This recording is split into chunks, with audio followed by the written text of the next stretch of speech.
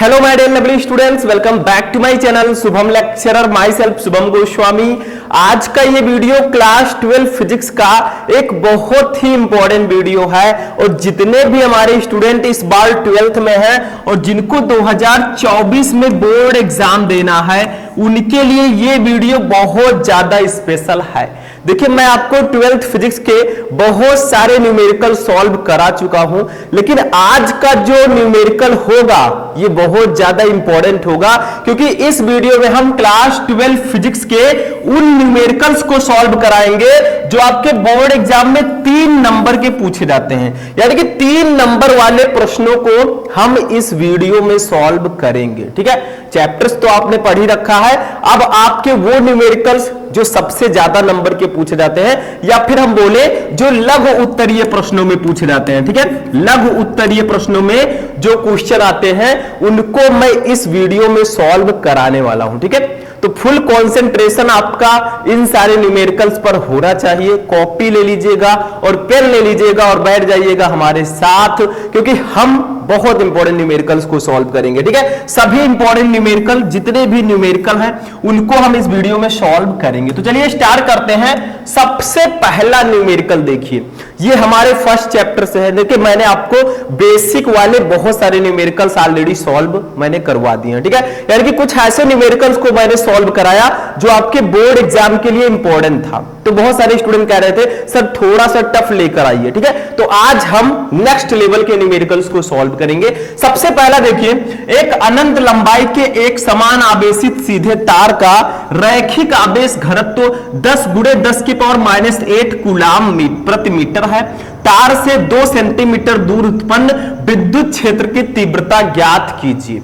यानी कि पहले न्यूमेरिकल्स को पढ़िए, देखिए क्या क्या हमें दिया गया है। देखिए, एक अनंत लंबाई का एक समान आवेशित सीधा तार है। देखिए, ये एक तार हो गया। ठीक, तार तो आपको पता ही होगा। उसके बाद में देखिए क्या है, इसका रेखीय आवेश घनत्व जो है, रेखीय आवेश घनत्व को हम लोग डिनोट करते हैं लैम्डा से। ये हमें कितना दिया गया है, 10 × 10⁻⁸ कूलाम प्रति मीटर। ठीक, अब तार से 2 सेंटीमीटर की दूरी पर, देखिए इस तार से 2 सेंटीमीटर की दूरी पर हम आएंगे। यहां पर एक बिंदु है, कितनी दूरी है इनके बीच की, 2 सेंटीमीटर। ठीक है, अब यहां पर एक बिंदु है, इस पर हमें विद्युत क्षेत्र की तीव्रता निकालनी है। तो मैंने आपको एक डेरिवेशन करवाया था अनंत लंबाई के एक समान आवेशित सीधे तार के निकट विद्युत क्षेत्र की तीव्रता का, वही डेरिवेशन वही फॉर्मूला यहां पर अप्लाई होगा। अब जिसने चैप्टर को अच्छे से पढ़ा है भैया वो तो चुटकियों में इसको सॉल्व कर लेगा। अब जिसने नहीं पढ़ा है उसके लिए तो मैं सॉल्व करवाऊंगा ही। ठीक है, लेकिन चैप्टर पढ़ते रहिए। चैप्टर नहीं पढ़ेंगे तो आप कैसे क्वेश्चंस को सॉल्व कर पाएंगे, चाहे वो थ्योरी हो या फिर न्यूमेरिकल्स हो। विदाउट चैप्टर लर्न किया आप उसको नहीं समझ पाएंगे। ठीक है, तो देखिए हमें जो जो दिया गया उसको हम पहले लिखेंगे। इसको मैं इरेज कर देता हूं। एक अनंत लंबाई का एक समान सीधा तार है जिसका रेखीय आवेश घनत्व 10 × 10⁻⁸ है। देखिए, रेखीय आवेश घनत्व को मैंने बताया था लैम्डा = Q/L होता है। ठीक है, Q/L यानी कि इस आवेशित तार के प्रति एकांक लंबाई पर कितने आवेश हैं उसी को ही हम रेखीय आवेश घनत्व कहते हैं। ठीक, तो ये आपका दिया गया। चलिए अब हम इसको इरेज करते हैं। पहले जो दिया गया उसको लिख लेते हैं। देखिए, सबसे पहले हमें दिया गया रेखीय आवेश घनत्व, इसको हम लैम्डा से प्रदर्शित करते हैं। ये हमें कितना दिया गया है, 10 × 10⁻⁸ कूलाम प्रति मीटर। कूलाम प्रति मीटर। अब कूलाम प्रति मीटर कैसे आया, देखिए सिंपल सा है, लैम्डा = Q/L होता है। Q है आवेश, आवेश का मात्रक कूलाम, L है लंबाई, लंबाई का मात्रक मीटर। बस हो गया, सिंपल सा। ठीक, तो ये हमें दिया गया है। दूसरी चीज हमें क्या दी गई है, देखिए हमें दूरी दी गई है। इस तार से 2 सेंटीमीटर की दूरी पर हमें विद्युत क्षेत्र की तीव्रता निकालनी है। तो दूरी को हम लोग डिनोट करते हैं R से। ठीक, ये हमें कितना दिया गया है, 2 सेंटीमीटर। 2 सेंटीमीटर। अब 2 सेंटीमीटर को पहले आप मीटर में बदलिए। देखिए, 2 सेंटीमीटर को अगर मीटर में बदलना है तो क्या करना होगा, इसको 100 से डिवाइड करना होगा क्योंकि 100 सेंटीमीटर = 1 मीटर होता है। ठीक है, जैसे देखिए 2 को अगर आपको मीटर में बदलना है तो 2 को 100 से डिवाइड करेंगे, इसको लिख सकते हैं 2/100 को लिख सकते हैं 10⁻²। इसको ऊपर लाएंगे तो 2 × 10 के पावर नीचे +2 है, ऊपर आएगा -2 हो जाएगा। अब ये मीटर में कन्वर्ट हो चुका है, ठीक है। यानी कि 2 सेंटीमीटर को हम 2 × 10 की पावर -2 मीटर लिख सकते हैं, ठीक। समझ में आया? तो इसको मैं इरेज करता हूं, ठीक। तो यहां पर हम लिख देंगे R इक्वल टू 2 × 2 × 10 के पावर -2 मीटर, ये हमारा इतना आ गया, ठीक। अब देखिए हमें निकालना क्या है, ये ध्यान दीजिए। हमें इस तार से 2 सेंटीमीटर की दूरी पर इस बिंदु पर विद्युत क्षेत्र की तीव्रता निकालनी है। विद्युत क्षेत्र की तीव्रता को हम डिनोट करते हैं ई से, ठीक है। ये हमें यहां पर निकालना है, ठीक। इसको हम क्वेश्चन मार्क कर देते हैं। इतना समझ में आया? अब हम लगाएंगे फॉर्मूला। अब देखिए स्टूडेंट, यहां पर हम फॉर्मूला लगाएंगे, ठीक है। किसका फॉर्मूला?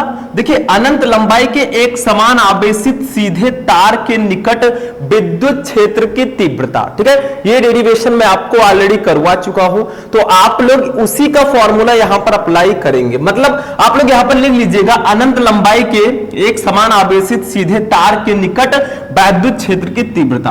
फॉर्मूला होता है E इक्वल टू आपका होता है, देखिए E इक्वल टू होता है λ/2πε0 R, ठीक है। ये आपका फॉर्मूला होता है अनंत लंबाई के एक समान आवेशित सीधे तार के निकट विद्युत क्षेत्र की तीव्रता का। E इक्वल टू λ/2πε0 R, जहां पर E है विद्युत क्षेत्र की तीव्रता, लैम्डा है रेखीय आवेश घनत्व, ε0 है निर्वात की विद्युतशीलता, R है दूरी, ठीक है, जितनी दूरी पर ये उपस्थित है।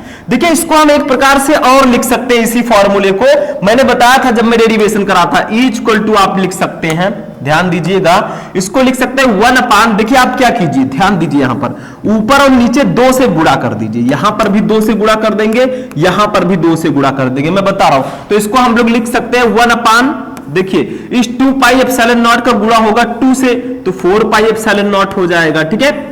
इंटू देखिए 2 का लैम्डा से गुणा होगा तो 2 लैम्डा हो जाएगा, अपान ये R नीचे है R हो जाएगा। इसी फॉर्मूले को हम इस प्रकार से भी लिख सकते हैं। देखिए जब मैं डेरिवेशन करा रहा था तो मैंने इसको बताया था, ठीक है। अब इस प्रकार से मैंने क्यों लिखा, देखिए 1/4πε0 के पदों में जब रहेगा तो हम 1/4πε0 की वैल्यू रख देंगे, ठीक। ये न्यूमेरिकल इजी हो जाएगा, समझ में आया? तो इसी फॉर्मूले को हम ऐसे भी लिख सकते हैं, 2 से ऊपर गुणा 2 से नीचे गुणा, ठीक। अब इसी पर हम वैल्यू रख देंगे, देखिए ध्यान दीजिएगा, यहीं पर हम वैल्यू रख देंगे तो हमारा आएगा E इक्वल टू, देखिए E इक्वल टू आपका आ जाएगा 1/4πε0 की वैल्यू होती है 9 × 10⁹, सबको पता है 1/4πε0 की वैल्यू कितनी होती है, 9 × 10⁹, 2 आपका ऐसे ही रहेगा, ठीक है। लैम्डा की वैल्यू क्या होती है, देखिए लिखा है 10 × 10⁻⁸, ठीक है। तो 10 × 10⁻⁸ इतना हो गया, अपान देखिए नीचे बचा आपका स्मॉल r, इसकी वैल्यू है 2 × 10⁻², ठीक है। इतनी वैल्यू दी गई है। यहां पर कट करेंगे, देखिए इसको भैया इससे कट कर देंगे, ठीक है, समझ में आ रहा है। और देखिए इसकी पावर 1 है, 10 की पावर 1 है, तो अब हम इसको इधर सॉल्व कर लेते हैं, ठीक है। आप लोग नोट करते रहिएगा और थोड़ा एडजस्ट कर लीजिएगा यहाँ पे, ठीक। तो E इक्वल टू हमारा आ जाएगा, देखिए ध्यान दीजिए, E इक्वल टू हमारा कितना आएगा, ये आपका 9 है, ठीक है, ये ऐसे ही रहेगा 9 इंटू, देखिए ये 10 के पावर 9 है और ये 1 है, तो 9 और 1 जुड़ जाएंगे 10, ठीक है। देखिए प्लस में दोनों है तो 10 के पावर 10 हो जाएगा, ठीक। इंटू देखिए 10 के पावर -8 है, इसको ऐसे ही रहने देंगे, ठीक है। इंटू देखिए ये आपका 10 की पावर -2 है, ऊपर जाएगा तो प्लस में हो जाएगा, तो 10 की पावर 2 हो जाएगा। दिख रहा है कि नहीं, बहुत इजी है, ठीक है। अब यहीं पर हम इसको सॉल्व कर लेंगे तो हमारा ये आएगा E इक्वल टू हमारा आ जाएगा, देखिए ये 9 आपका ऐसे ही रहेगा, ठीक है। ये 10 के पावर 10 है और ये 8 है, ठीक है। तो 10 में से 8 जाएगा तो कितना बचेगा, 10 के पावर 2 बचेगा, ठीक। इंटू ये आपका 10 के पावर 2 ऑलरेडी है, इसको ऐसे लिख देंगे, ठीक। अब यहां पर हमारा E इक्वल टू जो है वो आ जाएगा, विद्युत क्षेत्र की तीव्रता E इक्वल टू हमारा आ जाएगा, देखिए ये आपका 9 है, इसको ऐसे रहने देंगे, इंटू 10 के पावर 2 और 2 दोनों जुड़ जाएंगे, 10 के पावर 4 हो जाएगा। और विद्युत क्षेत्र की तीव्रता का मात्रक होता है न्यूटन प्रति कूलाम, ठीक है, नीचे मैंने लिख दिया है। तो ये आपका मात्रक होता है, ठीक है। और यही हमारा हो जाएगा आंसर, यही विद्युत क्षेत्र की तीव्रता हमारी आ जाएगी। ठीक है, तो कुछ करना नहीं है, आपको लैम्डा दिया गया था, आर दिया गया था, ई निकालना था। हमने अनंत लंबाई के एक समान सीधे तार के निकट विद्युत क्षेत्र की तीव्रता का फॉर्मूला लगाया और फाइनली हमारा आंसर आया 9 × 10⁴ न्यूटन प्रति कूलम। ठीक है, तो इसको आप लोग नोट कर लीजिए, फिर हम देखेंगे नेक्स्ट क्वेश्चन। अब देखिए स्टूडेंट, जो हमारा दूसरा न्यूमेरिकल है ये भी बहुत ज्यादा इंपॉर्टेंट न्यूमेरिकल है आपके बोर्ड एग्जाम के लिए, और ये हमारे फिजिक्स के सेकंड चैप्टर से है। देखिए क्या है, एक परिवर्ती संधारित्र को 200 वोल्ट की बैटरी से जोड़ा गया है। यदि संधारित्र की धारिता 10 माइक्रोफैरड से बदलकर 2 माइक्रोफैरड कर दी जाए तो ऊर्जा में परिवर्तन ज्ञात कीजिए। यानी कि एक परिवर्ती संधारित्र है जिसको 200 वोल्ट की बैटरी से जोड़ा गया है। ठीक है, तो ये हमें विभव दिया गया है। उसके बाद में यदि संधारित्र की धारिता 10 माइक्रोफैरड से बदलकर 2 माइक्रोफैरड कर दे तो ऊर्जा में परिवर्तन क्या होगा। देखिए ऊर्जा निकालना तो मैंने आपको सिखा दिया था, लेकिन चेंजेस इज इन एनर्जी, यानी कि ऊर्जा में परिवर्तन कैसे निकालोगे। तो देखिए जो जो हमें दिया गया उसको लिखेंगे। पहले हमें विभव दिया गया है V, ये हमें दिया गया है 200 वोल्ट। ठीक है, कितना दिया गया है 200 वोल्ट, तो इसको ऐसे लिख देंगे। ठीक है, उसके बाद में हमें 2 धारिता दी गई है। देखिए पहली धारिता है C1 10 माइक्रोफैरड, C2 2 माइक्रोफैरड। देखिए पहली धारिता को हम C1 मान लेते हैं, दूसरी को हम C2 मान लेते हैं। ठीक, तो C1 की वैल्यू दी गई है 10 माइक्रोफैरड। ठीक, इसको फैरड में बदलेंगे तो कितना हो जाएगा 10 × 10⁻⁶ फैरड। देखिए माइक्रोफैरड को फैरड में बदलोगे तो 10⁻⁶ से गुणा करना होगा। ठीक है, इसका है C2 है 2 माइक्रोफैरड, इसको भी बदलेंगे फैरड में तो ये हमारा हो जाएगा 2 × 10⁻⁶ फैरड। ठीक, आपको निकालना क्या है, यहां पर ऊर्जा में परिवर्तन निकालना, इसको डेल्टा U से डिनोट करेंगे। देखिए स्थितिज ऊर्जा को हम U से डिनोट करते हैं और इसको डेल्टा U से डिनोट करेंगे। ठीक है, अब इसको कैसे निकालेंगे, सिर्फ एक फॉर्मूला आपको यहां पर लगाना है ऊर्जा में परिवर्तन का। डेल्टा U = फॉर्मूला होता है, देखिए U = 1/2 CB² होता था, यहां पर 1/2 होगा और C1 - C2 हो जाएगा। ठीक है, इंटू V², ये फॉर्मूला होगा ऊर्जा में परिवर्तन का। ठीक है, अब यहां पर क्या करेंगे, वैल्यू रख देंगे, बस हमारा ये न्यूमेरिकल लग जाएगा। ठीक है, डेल्टा U = हमारा हो जाएगा देखिए 1/2। ठीक है, C1 की वैल्यू कितनी है, देखिए 10 × 10⁻⁻6 है। C2 की वैल्यू कितनी है 2 × 10⁻�6 है। ठीक है, अब इंटू V की वैल्यू कितनी है, देखिए 200 है, 200 का स्क्वायर करेंगे तो 200 का स्क्वायर कर देते हैं। ठीक, ऐसे समझ में आया। अब इसको सॉल्व कर लेंगे इजीली, बहुत सिंपल सा है। देखिए डेल्टा U = हमारा आ जाएगा, ध्यान दीजिएगा थोड़ा सा। देखिए 1/2 आपका ऐसे ही रहेगा। ठीक है, यहां पर हम इसको लिख सकते हैं 10, देखिए 1/2 हो गया। ठीक है, ब्रैकेट में क्या है, देखिए 10 - 2 हम लिख देंगे। ठीक है, और 10⁻⁻6 को बाहर निकाल देंगे क्योंकि दोनों में है। ठीक है, तो इसको बाहर कर देंगे, इंटू 200 का स्क्वायर करेंगे तो कितना आएगा, डायरेक्टली मैं कर देता हूं, 200 का स्क्वायर करेंगे तो आपका आएगा 40,000। ठीक है, या फिर 200 × 200 भी आप लिख सकते हैं।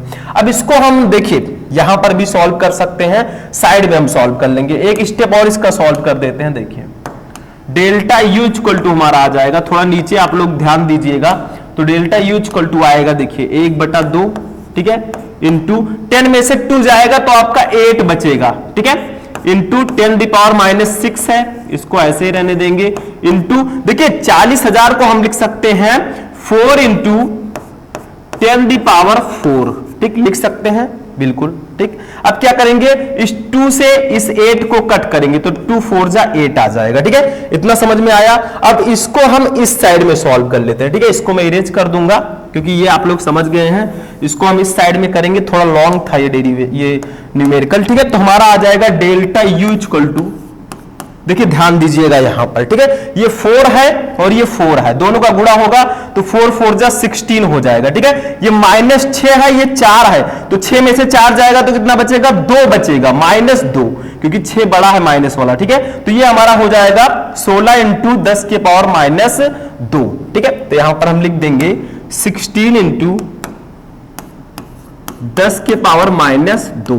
आप चाहे तो इतना जूल आंसर लिख सकते हैं, कोई दिक्कत नहीं है, लेकिन इसको थोड़ा सा और हम सॉल्व करेंगे। देखिए कैसे, डेल्टा यू इक्वल टू हम लिख सकते हैं, देखिए 16 इंटू 10 की पावर 2 है। अब यहां पर इसको -2 है, तो 16 देखिए इस 10 के पावर -2 को नीचे ले जाएंगे तो +2 हो जाएगा, 10 के पावर 2 हो जाएगा।